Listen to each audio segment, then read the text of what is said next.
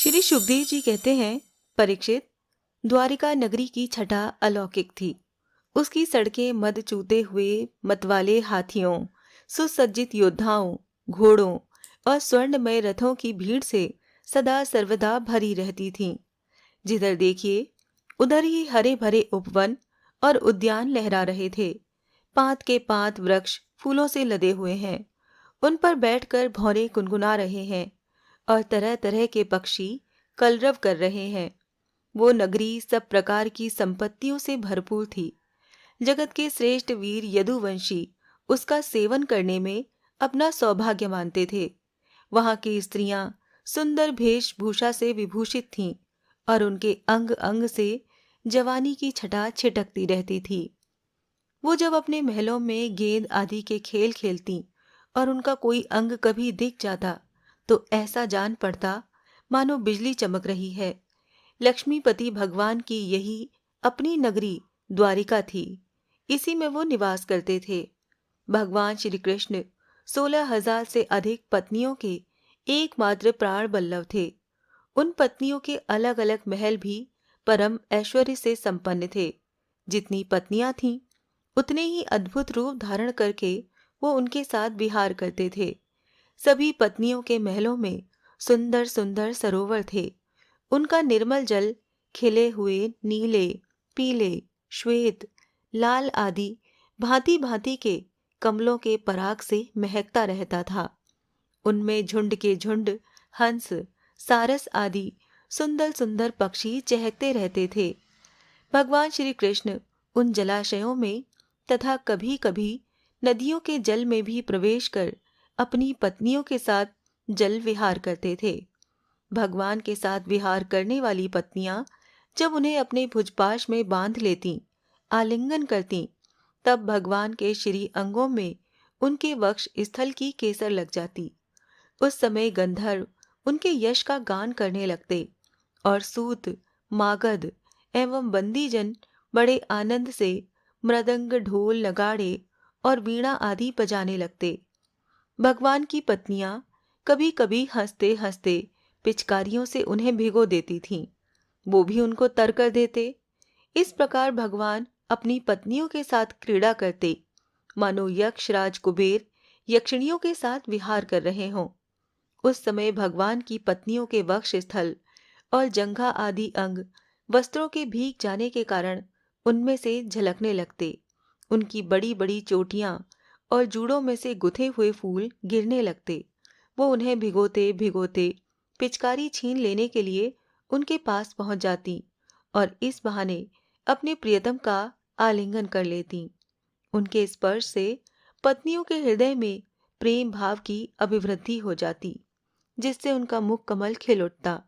ऐसे अवसरों पर उनकी शोभा और भी बढ़ जाया करती। उस समय भगवान श्री कृष्ण की वनमाला उन रानियों के वक्ष स्थल पर लगी हुई केसर के रंग से रंग जाती। बिहार में अत्यंत मग्न हो जाने के कारण घुंघराली अलकें उन्मुक्त भाव से लहराने लगतीं। वो अपनी रानियों को बार बार भिगो देते और रानियां भी उन्हें सराबोर कर देतीं। भगवान श्री कृष्ण उनके साथ इस प्रकार विहार करते मानो कोई गजराज हथनियों से घिरकर उनके साथ क्रीड़ा कर रहा हो। भगवान श्री कृष्ण और उनकी पत्नियां क्रीड़ा करने के बाद अपने अपने वस्त्र आभूषण उतार कर उन नटों और नर्तकियों को दे देते जिनकी जीविका केवल गाना बजाना ही थी। परीक्षित, भगवान इसी प्रकार उनके साथ विहार करते रहते। उनकी चाल ढाल, बातचीत, चितवन मुस्कान, हास विलास और आलिंगन आदि से रानियों की चित्तवृत्ति उन्हीं की ओर खींची रहती। उन्हें और किसी बात का स्मरण ही न होता। परीक्षित, रानियों के जीवन सर्वस्व उनके एकमात्र हृदयेश्वर भगवान श्री कृष्ण ही थे। वो कमल नयन श्याम सुंदर के चिंतन में ही इतनी मग्न हो जाती कि कई देर तक तो चुप हो रहती और फिर उन्मत्त के समान असंबद्ध बातें कहने लगती। कभी कभी तो भगवान श्री कृष्ण की उपस्थिति में ही प्रेम उन्माद के कारण उनके विरह का अनुभव करने लगती और न जाने क्या क्या कहने लगती। मैं उनकी बात तुम्हें सुनाता हूँ। रानियां कहती, अरे अब तो बड़ी रात हो गई है। संसार में सब ओर सन्नाटा छा गया है। देख, इस समय स्वयं भगवान अपना अखंड बोध छिपाकर सो रहे हैं और तुझे नींद ही नहीं आती। तू इस तरह रात रात भर जग कर विलाप क्यों कर रही है? सखी, कहीं कमल नयन भगवान के मधुर हास्य और लीला भरी उदार चितवन से तेरा हृदय भी हमारी ही तरह बिंध तो नहीं गया है? अरे चकवी, तूने रात के समय अपने नेत्र क्यों बंद कर लिए हैं? क्या तेरे पतिदेव कहीं विदेश चले गए हैं कि तू इस प्रकार करुण स्वर से पुकार रही है? तब तो तू बड़ी दुखिनी है, परंतु हो न हो तेरे हृदय में भी हमारे ही समान भगवान की दासी होने का भाव जग गया है। क्या अब तू उनके चरणों पर चढ़ाई हुई पुष्पों की माला अपनी चोटियों में धारण करना चाहती है? अहो समुद्र, तुम निरंतर गरजते ही रहते हो, तुम्हें नींद नहीं आती क्या? जान पड़ता है तुम्हें सदा जागते रहने का रोग लग गया है, परंतु नहीं, हम समझ गईं। हमारे प्यारे श्याम सुंदर ने तुम्हारे धैर्य, गांभीर्य आदि स्वाभाविक गुण छीन लिए हैं। क्या इसी से तुम हमारे ही समान ऐसी व्याधि के शिकार हो गए हो जिसकी कोई दवा नहीं है? चंद्रदेव, तुम्हें बहुत बड़ा रोग राज्यक्षमा हो गया है, इसी से तुम इतने क्षीण हो रहे हो। अरे राम, अब तुम अपनी किरणों से अंधेरा भी नहीं हटा सकते। क्या हमारी ही भांति हमारे श्याम सुंदर की मीठी मीठी रहस्य की बातें भूल जाने के कारण तुम्हारी बोलती बंद हो गई है? क्या उसी की चिंता से तुम मौन हो रहे हो? मलयानिल, हमने तेरा क्या बिगाड़ा है जो तू हमारे हृदय में काम का संचार कर रहा है? अरे तू नहीं जानता क्या, भगवान की तिरछी चितवन से हमारा हृदय तो पहले से ही घायल हो गया है। श्रीमन मेघ, तुम्हारे शरीर का सौंदर्य तो हमारे प्रियतम जैसा ही है। अवश्य ही तुम यदुवंश शिरोमणि भगवान के परम प्यारे हो, तभी तो तुम हमारी ही भांति प्रेम पाश में बंध कर उनका ध्यान कर रहे हो। देखो, तुम्हारा हृदय चिंता से भर रहा है, तुम उनके लिए अत्यंत उत्कंठित हो रहे हो, तभी तो बार बार उनकी याद करके हमारी ही भांति आंसू की धारा बहा रहे हो। श्याम घन, सचमुच घनश्याम से नाता जोड़ना घर बैठे पीड़ा मोल लेना है। अरे कोयल, तेरा गला बड़ा ही सुरीला है, मीठी बोली बोलने वाले हमारे प्राण प्यारे के समान ही मधुर स्वर से तू बोलती है। सचमुच तेरी बोली में सुधा घुली हुई है, जो प्यारे के विरह से मरे हुए प्रेमियों को जिलाने वाली है। तू ही बता, इस समय हम तेरा क्या प्रिय करें? प्रिय पर्वत, तुम तो बड़े उदार विचार के हो, तुमने ही पृथ्वी को भी धारण कर रखा है। न तुम हिलते डुलते हो और न कुछ कहते सुनते हो। जान पड़ता है कि किसी बड़ी बात की चिंता में मग्न हो रहे हो। ठीक है, हम समझ गईं, तुम हमारी ही भांति चाहते हो कि अपने स्तनों के समान बहुत से शिखरों पर मैं भी भगवान श्याम सुंदर के चरण कमल धारण करूं। समुद्र पत्नी नदियों, ये ग्रीष्म ऋतु है, तुम्हारे कुंड सूख गए हैं, अब तुम्हारे अंदर खिले हुए कमलों का सौंदर्य नहीं दिखता। तुम बहुत दुबली पतली हो गई हो। जान पड़ता है जैसे हम अपने प्रियतम श्याम सुंदर की प्रेम भरी चितवन न पाकर अपना हृदय खो बैठी हैं और अत्यंत दुबली पतली हो गई हैं, वैसे ही तुम भी मेघों के द्वारा अपने प्रियतम समुद्र का जल न पाकर ऐसी दीनहीन हो गई हो।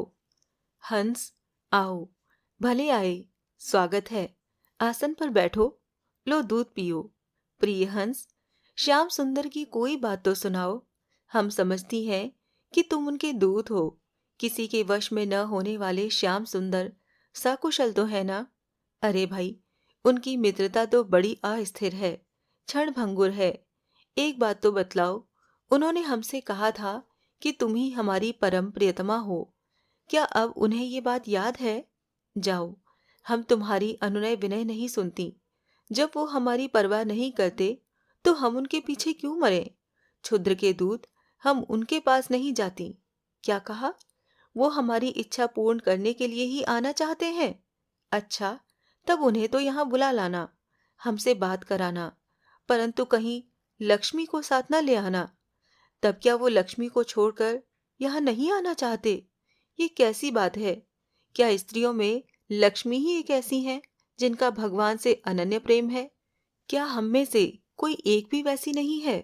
परीक्षित, श्री कृष्ण पत्नियां योगेश्वर भगवान श्री कृष्ण में ऐसा ही अनन्य प्रेम भाव रखती थीं। इसी से उन्होंने परम पद प्राप्त किया। भगवान श्री कृष्ण की लीलाएं अनेकों प्रकार के अनेकों गीतों द्वारा गान की गई हैं। वो इतनी मधुर, इतनी मनोहर हैं कि उनके सुनने मात्र से स्त्रियों का मन उनकी ओर खिंच जाता है।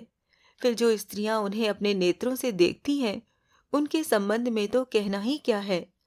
जिन बड़भागिनी स्त्रियों ने जगत गुरु भगवान श्री कृष्ण को अपना पति मानकर परम प्रेम से उनके चरण कमलों को सहलाया, उन्हें नहलाया धुलाया, खिलाया, तरह तरह से उनकी सेवा की, उनकी तपस्या का वर्णन तो भला किया ही कैसे जा सकता है।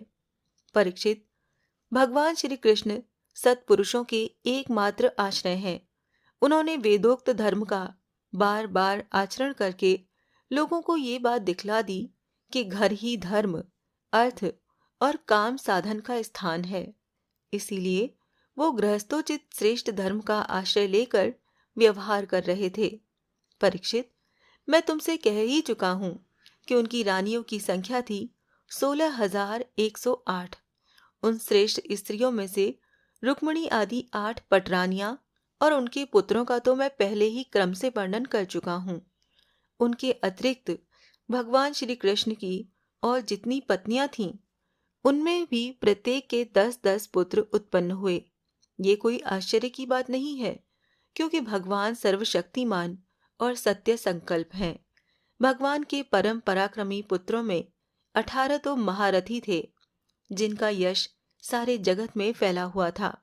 उनके नाम मुझसे सुनो: प्रद्युम्न, अनिरुद्ध, दीप्तिमान, भानु, सांब, मधु, बृहद्भानु, चित्रभानु, वृक, अरुण, पुष्कर, वेदबाहु, श्रुतदेव, सुनंदन, चित्रबाहु, विरूप, कवि और न्यायग्रोध।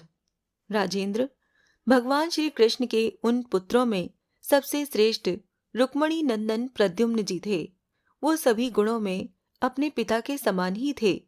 महारथी प्रद्युम्न ने रुक्मी की कन्या से अपना विवाह किया था।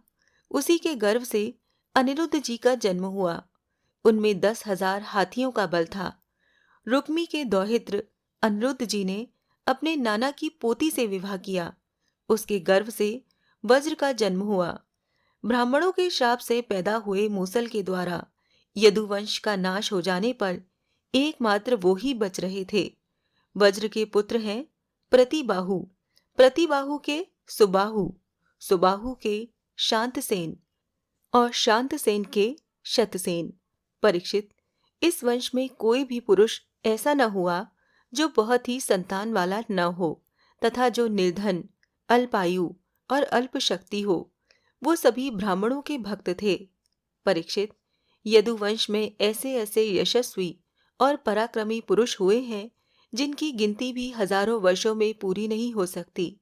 मैंने ऐसा सुना है कि यदुवंश के बालकों को शिक्षा देने के लिए 3,88,00,000 आचार्य थे।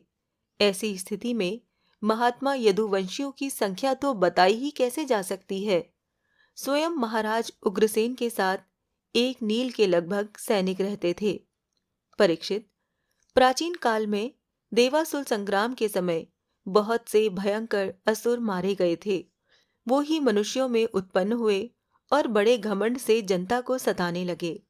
उनका दमन करने के लिए भगवान की आज्ञा से देवताओं ने ही यदुवंश में अवतार लिया था।